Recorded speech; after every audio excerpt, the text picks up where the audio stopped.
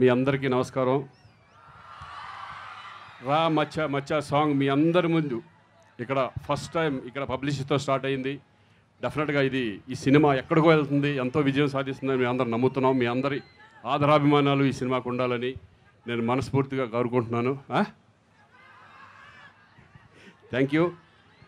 డెఫినెట్గా ఇక చరణ్ అంటే నాకు ఒక కొడుకులు అంటడానికి వచ్చి, ఎందుకంటే మా అన్నయ్య చిరంజీవి గారు, ఆయనతో నేను రెండో సినిమా గోవింద్ అన్నవాడే ప్లస్ ఇది, అలాగే రాజుగారి బ్యానర్లో రెండో ఫిలిము, తమన్ గారి మ్యూజిక్లో చాలా సినిమాలు చేశాను నేను. అఖండ ఫిలిం మొన్నే పెద్ద బ్లాక్ బస్టర్ అయింది. అంతకుముందు నాకు ఇప్పుడు ఒక డ్రీమ్ ఉండేది, అంటే మా అందరికీ ఒకటి ఏంటంటే ఒక మంచి విశ్వనాథ్ గారి సినిమా చేయాలని, బాపు గారి సినిమా చేయాలని, అలాగే శంకర్ గారి సినిమా చేయాలని కూడా మాకు అందరికీ ఒక కళ ఉండేది.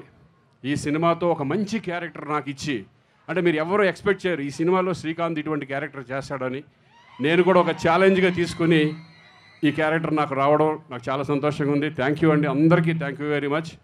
అలాగే నా కోలీగ్స్ వీళ్ళంతా ఎక్స్ట్రాడినరీ ఆర్టిస్ట్, డైరెక్టరే కాదు ఎక్స్ట్రాడినరీ ఆర్టిస్ట్.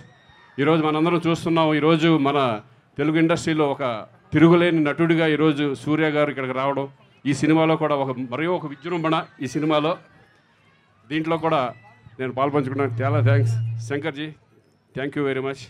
నాకు మంచి క్యారెక్టర్ ఇచ్చారు. ఈ సినిమా డెఫినెట్గా ఒక పెద్ద విజయం సాధిస్తుందని నేను అనుకుంటున్నాను. Thank you very much.